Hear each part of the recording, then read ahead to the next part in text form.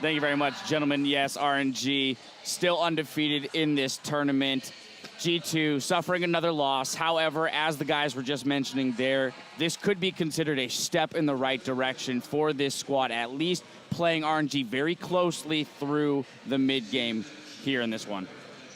Yep. I think these two teams are actually very similar in the early game. I think that G2 definitely have a more refined lane swap, but they look for very similar things. They either look for pushing down quick structures to open up the map or, you know, match strong lanes. And I thought that they actually had a good 2v2 lane here in the Lucian versus the Lucian Trundle lane, but the level 1 just goes wrong time and time again right now, and I feel it's because CLG has a proactive level 1 and so does RNG, and no other teams are really showing us this at this tournament, and Mata just manufactures first bloods out of nowhere. We also see how they're playing around Kikis already in the pick and ban, because they get both the Ekko and the Trundle. Kikis so far has done very well kind of with the Trundle into the Ekko, but they want him playing Ekko overall, so they kind of need to steal that Trundle away, give it to Hybrid as well. So very, very early revealing a lot of champions here, kind of pivoting around Kikis, who has been a weakness so far. And then when they do all that, he flashes in a straight line and dies. Unlucky. To give up level 1. Definitely so unlucky, but really, like, this game looked fairly close for a long time,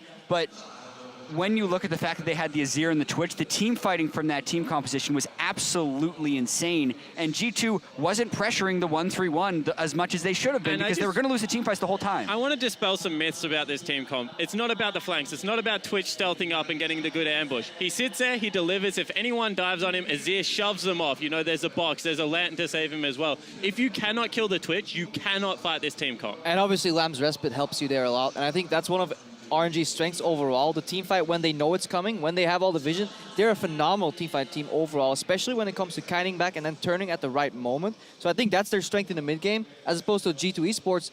Throughout the entirety of Europe, yeah, they've had some nice team fights, but they were almost all generated or prompted by 1-3-1.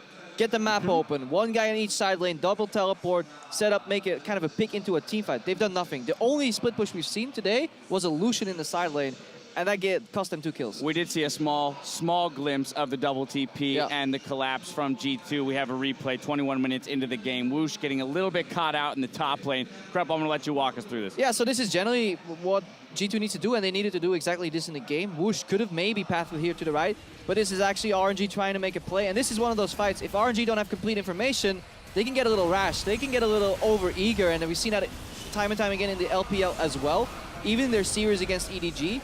But then later on, when these teleports don't happen, they have the overview of the fight.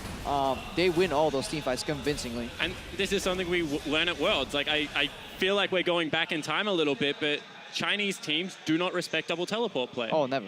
They created it. Like, LGD was one of the first teams that came up with the teleport with the assassin in the mid lane. But for some reason, when it gets to, like, laning, they respect it. 15 to 25 minutes, they just do not set up team fights correctly. To make it at least an excuse for them, because we're making all these excuses for G2 Esports, there's nobody in the LPL that actually convincingly pulls off 1-3-1 on a consistent basis. I agree with that, 100%. Yep. Now, Jat, I want to return to the point about the Twitch composition and what Spawn was talking about in terms of you need to have a way to kill the Twitch.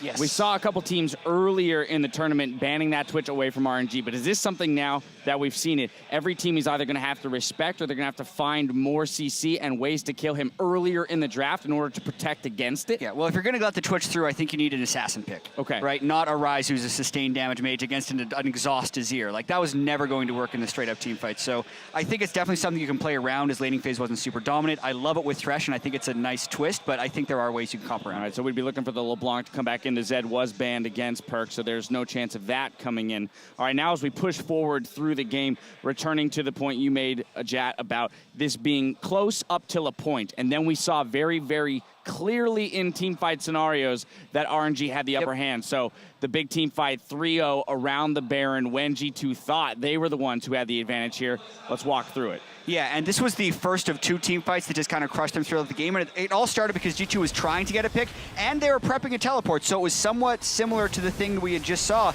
But they burn all their cooldowns on Mlxg. And then look at Woosh on the middle left of your screen.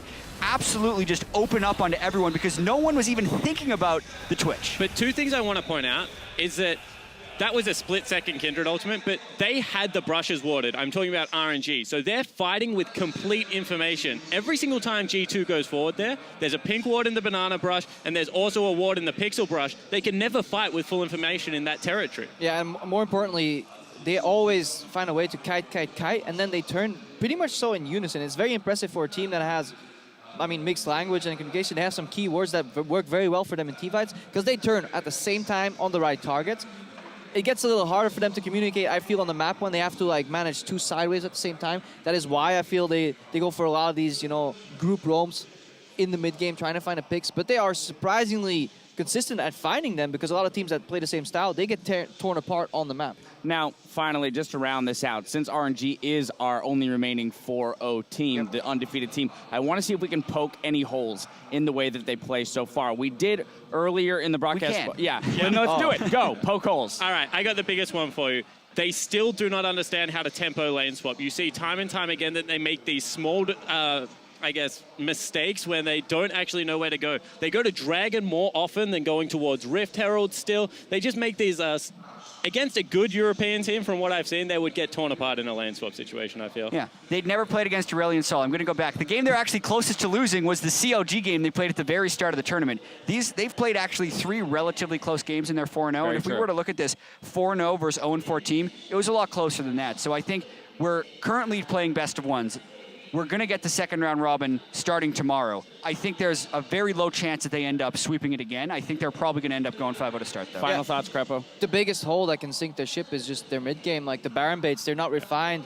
Their entry level, it's as if a team is kind of scrimming and still learning it. But massive props to how they mask that weakness with some fantastic, I guess, pivots. Let's not call it mistake. Yeah. They just pivot and do something else. They're definitely and it works. They're making it work. Yes, that they are. Starting 4-0, they're going to be happy with how they closed the day out. Both Royal and G2 may be done for today, but there's still plenty more on the slate with Turkey Supermassive taking on the NALCS. It's Counter Logic Gaming in our next contest here in Shanghai. See you back here in just a few minutes for that one.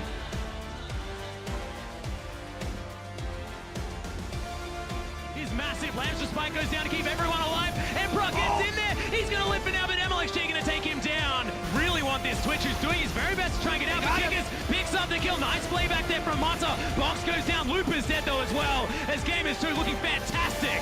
Whoosh with massive damage. The knock up with the ultimate from Looper onto Perkz. And he's going to be falling down. It's a double kill for the Rat. Look at that damage from the Twitch. The double comes out. Will it be a triple? He flashes for it. RNG continue their onslaught at MSI.